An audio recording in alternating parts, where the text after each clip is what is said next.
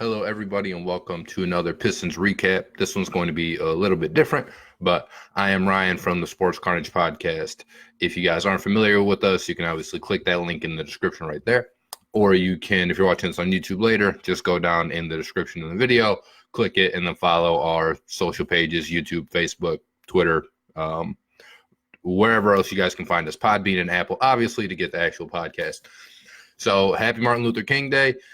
The cool thing about Martin Luther King Day, just kind of as it revolves around sports, is the fact that the NBA plays all day, and the Pistons got the honor, if you will, to be the first game played today. It was them and the Wizards. They tipped off at 2, and as far as the actual game itself, not super here to discuss that, despite what the title of this video will probably be. Only reason being is for the Pistons. It's notable now if you want them to lose, which I think is more interesting in a second. But if you want the Pistons to lose, the only reason that you'd be interested in their games is, one, to see the result if they lost in this game they did, and then to see how the younger guys played. You know, Sekou Doumbouya, Christian Wood, Svi Mykhailiuk, Bruce Brown, and Luke Kennard when he plays. He's not playing right now because he's hurt. But in terms of those guys, nobody really played well, and Sekou struggled, which I think is everyone's biggest kind of, how'd he play? Svi struggled. He shot 4-13, 2 of 9 from 3. And then Bruce Brown and Christian Wood, they have pretty good games, but there's not a lot of effect on the scoreboard or just on the team in general. Bruce Brown was only 3 for 3, and you like to see him when he's more of a distributor, and he wasn't really doing that today. He did lead the team in assists, or was tied to the lead, but he still only had 4. And then Christian Wood, again, 6 points and 5 rebounds. So not huge contributions that they, obviously that they provided today. And then some of the vets that, you think you might want to trade if you're part of Team Tank. Andre Drummond, he had, it was a pretty interesting game. It's probably an overall bad game, but 18 points, 16 boards. That's good. 3 assists. It is good for Andre. 4 steals good, 2 blocks good, but he also had 9 turnovers. And unless you're providing like a James Harden, LeBron James type impact on your team, where you just have the ball every possession, 9 turnovers. And even for those guys, 9 turnovers is really high. And they get killed for it if you watch any of the morning sports shows or whatever. But, especially for a guy like Andre Drummond, 9 turnovers just can't happen. And I think it'll always result in an overall bad game. Same thing with Derrick Rose. He led the team in scoring with 21 points, but he took 21 shots to get there. And it was not an efficient 21 shots, of course, as you could imagine. 8 of 21 for 21 points, 1 of 5 from 3. What I think is more interesting is not necessarily just the result of this game in general. It's kind of what the Pistons moving forward. As far as, tanking or losing out, whatever the case is, you thought that it was a team, and because Tom Gores came out and said it, we might need to shift direction, or whatever the quote was, or it seemed like the Pistons were going to have, they're going to go on the path towards a rebuild. But that's when they were, further down in the Eastern Conference standings and further back. And they haven't won a lot of games, obviously. But before tonight, they won 2 games in a row. And the Brooklyn Nets, who are currently in the A spot right now, keep losing. They do have a lead as we speak over Philadelphia. But I think as we're talking, the Pistons are only like 3 or 3.5 games out of the A spot. And while you might not think it's something that the Pistons should go pursue, there's a report, I think yesterday, that Reggie Jackson from Rod Beard, that Reggie Jackson, they're planning a return either like this week or next week. So my kind of fear is that if the Pistons do go on, I don't even want to say like necessarily a win streak or even a hot streak, if they're just hovering about around 500 and Brooklyn keeps losing, and the Pistons, by the time Reggie comes back, let's say they gain another game and they're only 2 spots out of the A seed or even 1 spot, how would that necessarily affect what they do moving forward? Would it be a team that, kind of changes course? From the beginning of the season, they obviously wanted to make the playoffs, and all of their moves said they wanted to make the playoffs. They weren't playing Sekou. Obviously, they signed Derrick Rose, they traded for Tony Snell, they signed Marcus Morris. They signed these veterans to help them make a playoff push and hopefully avoid an 8 seed, but really just get in the playoffs and kind of see what happens and build on what they had last year. And then Blake went down, Luke went down, Derrick Rose was in and out for a couple games there. And, obviously Sekou wasn't playing, but that was more kind of a coach's decision thing. And the Pistons just lost like a ton of games. And that's when you got the quotes, okay, hey, maybe we need to move into another direction. Again, just kind of paraphrasing. But that's kind of when you thought that there was going to be no way that they were going to get the AC, and you thought their season would just, kind of torpedo and spiral downward. And that's not really the case, because all the other teams that you thought maybe could hopefully jump the Pistons have not. I know the Wizards beat us today, but they're still not ahead of us. And we're tied with the Bulls, although we don't have a tiebreaker because the Bulls beat us 3 times already this year. And it might even be 4 now. I think the Bulls did go 4-0 against us already, which is crazy. And Charlotte has a bunch of wins against us too. But again, they haven't passed us. So my fear is, and it's something if your team tanked that you should fear unless you want them to make the playoffs, is if Reggie comes back and then the Pistons think, we actually have we have a shot at the 8 seed, and it's a run that we can make. Because if Reggie Jackson comes back and for the first couple games, if he even shows that he doesn't have to be the 2015 or 2016 Reggie or whatever it was, that was playing at a really high level when the Pistons won 44 games. If he can even just be halfway decent and give the Pistons another solid ball handler, like they have with Derrick Rose, and then you can really run. You can have both units, your starting unit and your bench unit, and just kind of whenever there's on the floor, there's somebody that you trust with the ball in their hands. I think that would help the Pistons on the court, which would, of course, not help the Pistons in the lottery. It helped them in the standings in that it would get them, going up. But, with most Pistons fans wanting them to not have, to have the worst record possible so that they get, the highest odds in the lottery. I think a Reggie Jackson return and Reggie Jackson playing even moderately well is something that should almost put fear in your heart a little bit. And you're just kind of hoping that, yeah, good point, Doug. Luke Kennard's going to make a return too, and he's only going to help, of course, on the court. But if you have the Nets, who again right now are winning, I don't understand that. Sorry, I was just looking at a message.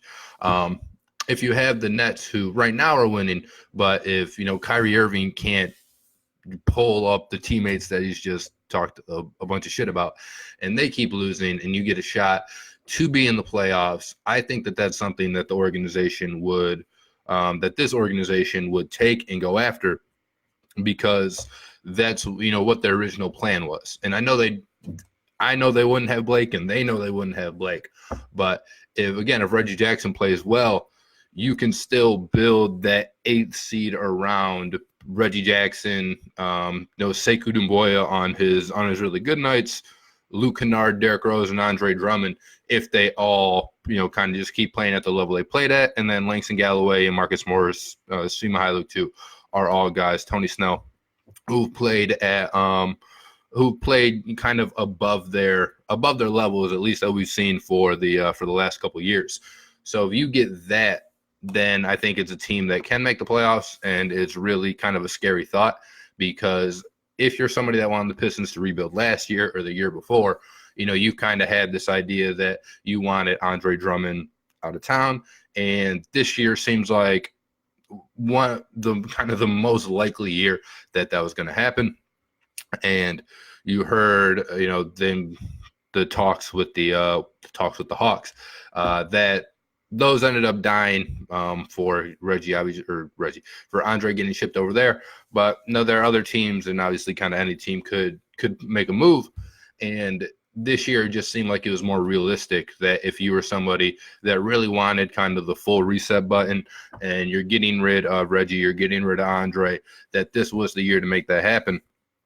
And if Reggie comes back and they have a shot at the 8th seed, and they're only a game out by the time the trade deadline rolls around, I would bet my money that they'd be more likely to add a piece than they would to, sell one of their pieces at that point. Now, if they're 6 games back and they end up just torpedoing, or Kyrie, Spencer Dinwiddie and the Nets, and whoever else is on that team is able to pull them up from their little rut that they're in right now, then good for them. And team tank for the Pistons is probably sitting pretty. But in kind of a worst case scenario, in just like a worst case scenario situation, that I'm scared that the Pistons might go ahead and make a run for the 8th seed essentially. So let's see what some of you guys are saying. And it's a thought that I had when I heard Reggie was coming back, and it's like, it'd be kind of interesting to see what the Pistons do moving forward, and then to see how the Nets have fallen and just that gap that that's there. And there are other guys that are supposed to come back, and not Blake, but even Luke Kennard, as Doug pointed out in our comments here. But Will said, stop giving this team hope this season. They are trash. All they have is Rose. Well, Andre Drummond isn't trash. Sekou Doumbouya is not trash. And if they get back Reggie and he is not trash, then you have four guys who, and you can even kind of take Sekou out of there because he's still a rookie. But between Reggie, between Andre, and between Derrick Rose, those are 3 guys that can play at a really high level on, just kind of on any night. And then you have role players who play consistently for you all season. Reggie, or not Reggie, but Tony Snell, Svi, Langston, Marcus Morris, guys like that. And then all of a sudden, if you look up and you have even just a decent 8-man rotation, if that's something that, the Pistons enjoy and like seeing, and they win more games than maybe they should, then again, I think that even if they are trash, they can still make the 8th seed, because right now that 8th spot in the East is really bad. And I mean, so is the 7th seed as well. If you look at the standings here, the top 6 teams in the East are all above 500, pretty comfortably. The Sixers right now are 12 games above 500, and they're at 6. And then the Magic are 3 games below 500 at 7, and then the Nets are 5 games below 500 at 8, and the Pistons are 12 games below 500, it looks like, but only 3.5 games back of Brooklyn right now. So I'd recommend being a big Brooklyn Nets and Orlando Magic fan and rooting for them along the way, because there's still a very real shot, especially if Reggie comes back and gives the Pistons anything. And he's supposed to come back soon. It's not like 2 months out. There's a reason that we're talking about it. Is if he comes back soon and he's able to give the Pistons anything, 3.5 games is really not a big gap at all to close. Rob Kenneth says, Reggie Jackson in a high level. Wow, I need the Kool-Aid. And I know there's a lot of kind of ifs in that scenario. It's just also not impossible, because we've seen Reggie Jackson play at a high level before. The only playoffs they are making are lottery. I don't know what that means. Will, what you just said, I was talking to me. I was like, bro, I just watched him on a Tuesday on Martin Luther King Day. When the hell hasn't Reggie been pure trash? That's funny, but I mean, he wasn't pure trash in Oklahoma City. He kind of won them a playoff series against the Grizzlies, and then his first year and a half here, he wasn't pure trash. He was playing at a borderline all-star level, and then he got hurt, and he's been pretty bad ever since. But even though he's been bad and he wasn't the best Reggie Jackson we've ever seen, even when he's been on the court and the fans have hated him here, the Pistons statistically have always been better when Reggie was on the court as opposed to when he's off. Even when Kyrie scores 40, his team still loses. Sometimes they don't, but he just got back from an injury, and right now, again, they're in I don't want to say they're pulling away from Philly a little bit, but they're up 9, and it looks like it's about to be the end of the third quarter. And Kyrie Irving he actually didn't play. So he came back, and they're probably maintaining his injury a little bit. So if they're winning games without Kyrie Irving, you just hope that he goes in there and absolutely torpedoes the locker room. You hope that he goes in there and he doesn't do that, because I want the Nets to win. I'd rather see the Pistons in the lottery. I'm just letting you guys know. So, when the time comes, if the Pistons are in that 8th seed or in the final week and they're only 2 games out or a game and a half out, you're not sitting there like, oh, my God, how did this happen? Just know that I told you on Martin Luther King Day, Ryan came on here on Detroit Sports Nation and let you know the dangers of getting Reggie Jackson back in the Eastern Conference, the last 2 playoff spots being complete trash. And if the Pistons were close enough to do it, it's a front office that really, except for when all hope had looked, like lost, is when Tom Gores finally came out and said, you know what, it might not be in the cards for us this year. But I don't think you can necessarily foresee your team then winning like 2 games in a row, and then the teams above you, they keep losing. So you're gaining ground very, very quickly. And then you're getting, like your third best player back. If you want to say Derrick Rose is better than Reggie Jackson, obviously Andre Drummond and Blake Griffin are, and then you can slot Reggie in their third, fourth, wherever you want him back. Basically, you're getting a top 4 player on your team back, and even if you don't like him as a fan, you have to understand how that helps the Pistons on the court. And if it helps them on the court, then it hurts you in the lottery and on your tank train. Do we really want the 7th or 8th seed again? No, Eric. Well, let's redefine we, right? I do not. You sounding like that, for what reason? To get swept and remain average or below average? I'm going to assume you do not. So me and you, Mr. Wicker, we do not want the Pistons to get the 7th or 8th seed. The Pistons want the Pistons to get the 7th or 8th seed because it means obviously they can sell more playoff tickets, and they're a team that has never been, let's just go full blow it up, right? They're always wanting to kind of build a winner and more so retool than necessarily like tank or do what the Sixers did a couple years ago, where they were the worst team in the NBA for 3 or 4 years and they got all these lottery picks and then they hit on 2 of them, and now they're a fairly good team. Everything that we've seen and heard from the Pistons, aside again from when it just looked like it was hopeless because your best player had gone and you were on just like this massive kind of losing stretch, has been, hey, we want to win and we want to move forward and we want to make the playoffs. We want to be fighting. We don't want to be one of the worst teams in the league. We want to give our fans something to look forward to. When is Luke expected back? That's a very good question. I'll look right there. I just looked it up now. Let me see. Luke Kennard.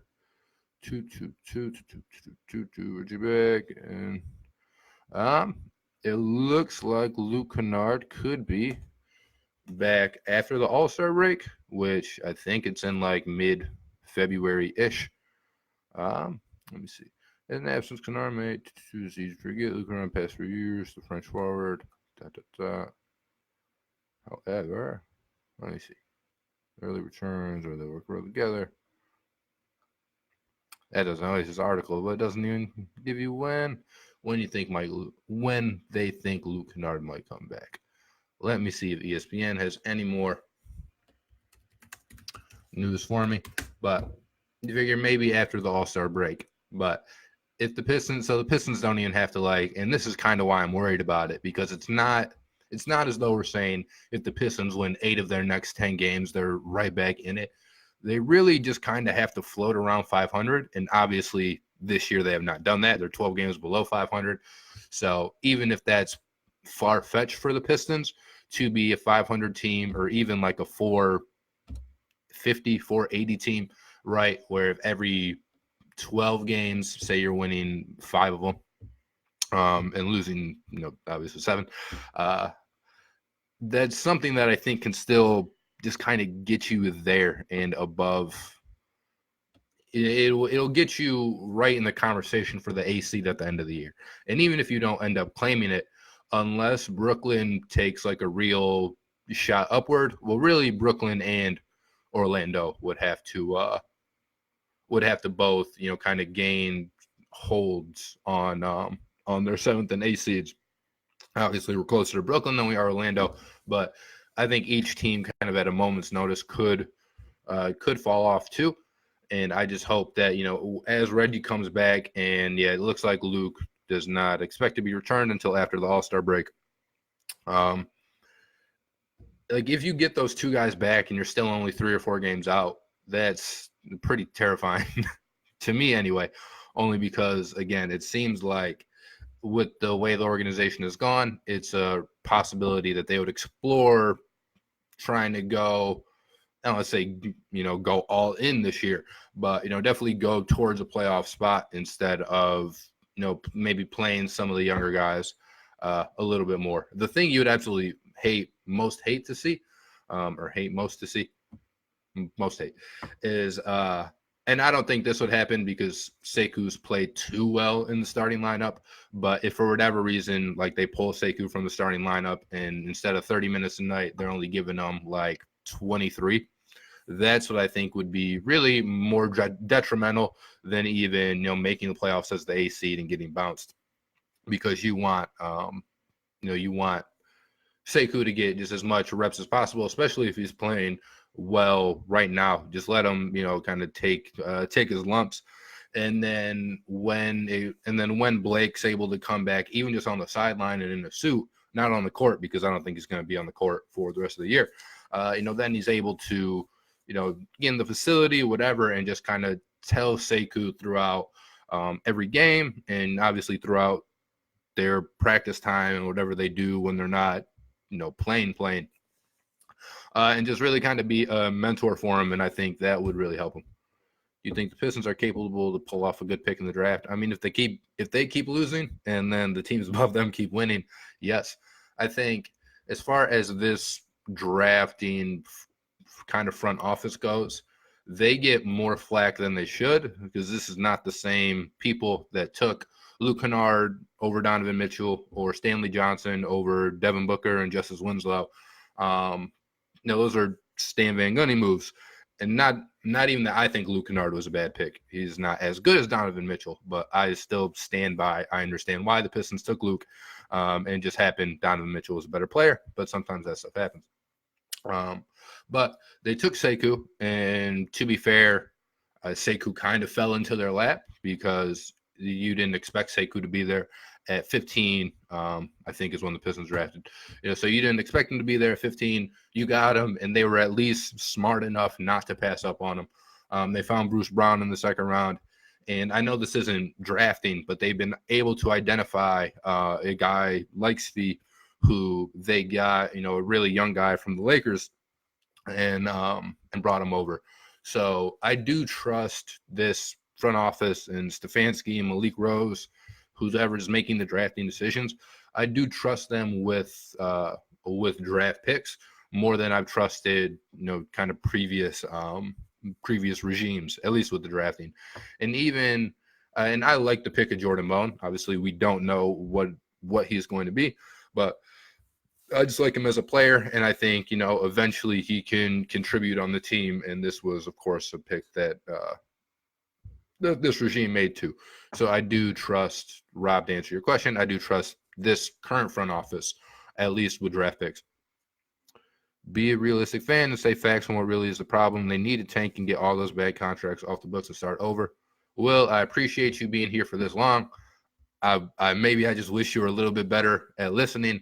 I've said the entire time I want the Pistons to tank.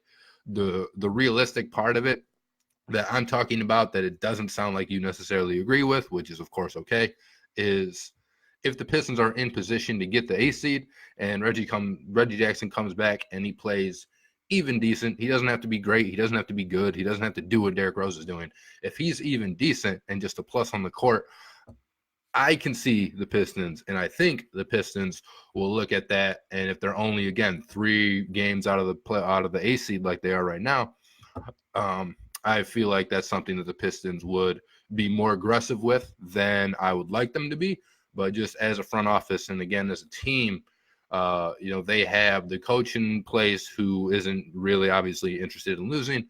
And then their front office, from even what we've heard from Gores, aside from the most recent quote, and all of his actions have always stated he'd rather be an 8 seed or a 7 seed in the playoffs and work his way up from there than get, the number 1 pick. Maybe not the number 1 pick, right? But like the number 8 pick, and, kind of keep trying to rebuild in that way. Need to get Tim Frazier out of the NBA. He's super trash. Yeah, Tim Frazier is bad. To be fair to Tim Frazier, though, he's played more than he's probably expected, right? And maybe that's not really fair to say because Reggie Jackson obviously has a history of injuries, and so does Derrick Rose. But there were times when both of them were injured at the same time, and then you had Tim Frazier starting NBA games and starting for the Pistons in 2019. Now I think it's happened. It's definitely happened in 2022. So I don't think Tim Frazier's good, but it's also he's probably played way more than he thought he was have to, and he's played really way more than the plan has been. But he's not been good, except for like a 3-game stretch where he was pretty solid. I think the Pistons lost all those games anyway, but not any fault to him, and he's definitely out of that stretch now. Get Reggie in there to try to increase any trade value he might have. Should also take the best offer they can get for Drummond. Need to tank and hope for some lottery luck. Sekou looks like a great building block for the future. Now that is kind of the opposite of my worst case scenario that Matthew just laid out. Yeah, I mean, if Reggie Jackson plays back and he plays decent, and say the Pistons lose, which I think is what we're all advocating for, but say the Pistons lose, and then say the Nets and the Magic, go on like a 6 out of 8 game, winning pace or something like that, then that ends up being the best case scenario because Reggie Jackson shows in 10, 15 games, whatever it is, that, he's back to balling and that he can help out a team trying to win.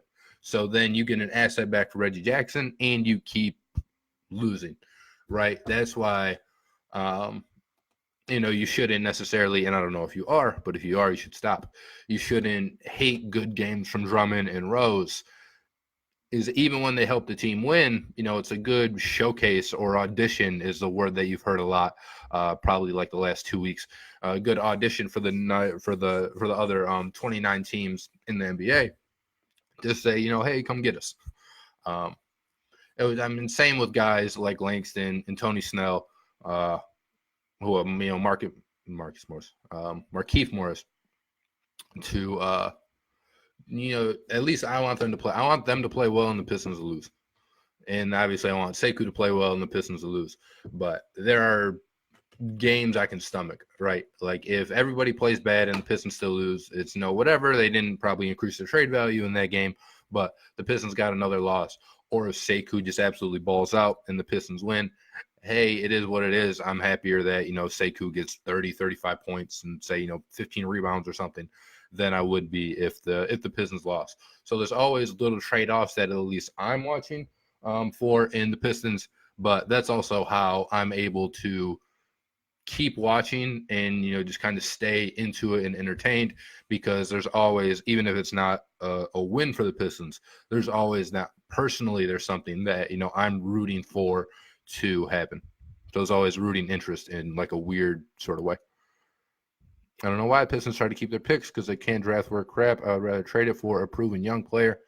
That's something that's interesting too.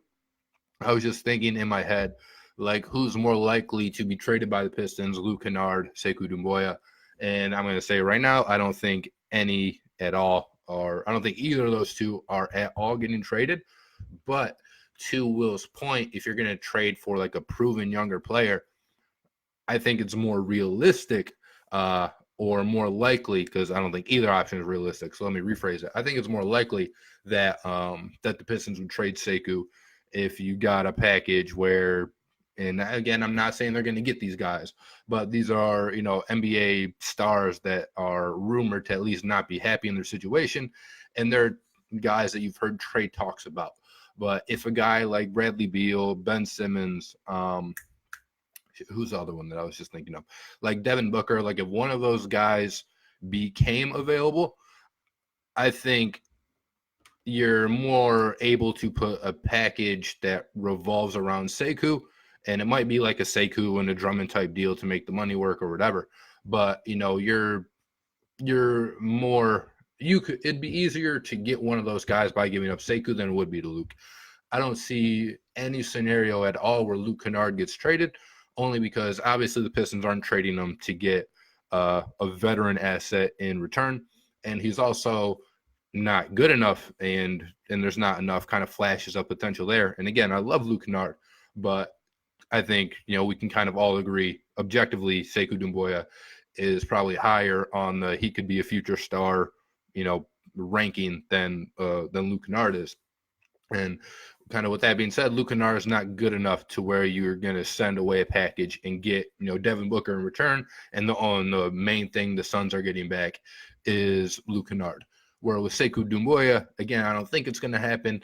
And he's probably even not big enough of a trade chip to pull a guy, Ben Simmons, Bradley Beal, Devin Booker, whatever kind of star that you've heard about just not being happy in their situation and maybe they want out.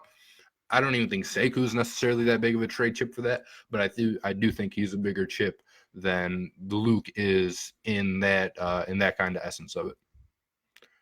If they did have a healthy Blake, I can see what you're saying about making the playoffs, but no Blake and what gets swept and lose out on a good player in the draft. They might get swept anyway, even with Blake. I mean, we saw it last year. But again, it's not necessarily about – and right, when Blake went down, even the organization looked at it like, ooh, that's going to be really tough to recover from, which is where you got the Gorse comments about, needing to look towards the future. Again, whatever he said, if you guys are watching this video, I'm assuming you have knowledge of the sentiment that Gorse was hinting at. And whenever he said those quotes, 3 weeks, a month ago, whatever it was. But I also think the Pistons thought they'd probably be 5 games out right now instead of 3, or 6 or 7 games out. And they thought, teams would eventually just pass them up. So they're going to put in, they're going to put in Sekou. They don't have Luke. I think at the time Derrick Rose was missing more games, or at least, missing multiple games in a row, or everything looked kind of hopeless.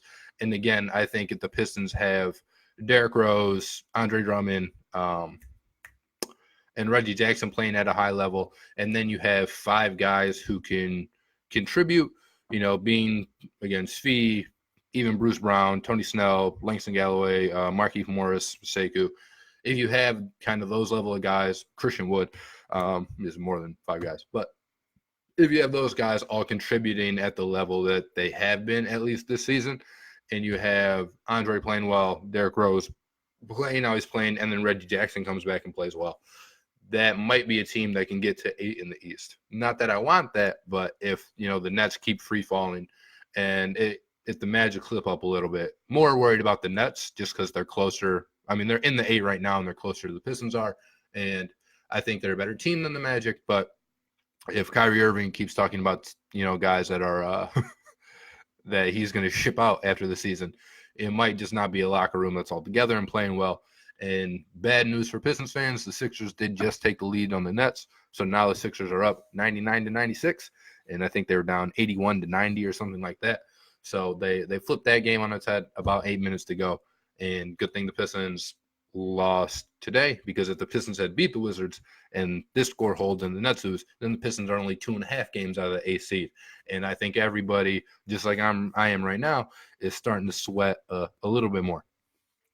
But that's really kind of what we have for you guys. There was, and I don't know if you're just home because it's Martin Luther King Day, or if you guys are at work and it's slow or whatever. But whatever the case, I do appreciate you guys hopping on with me. It's more questions, honestly, than I thought we would get.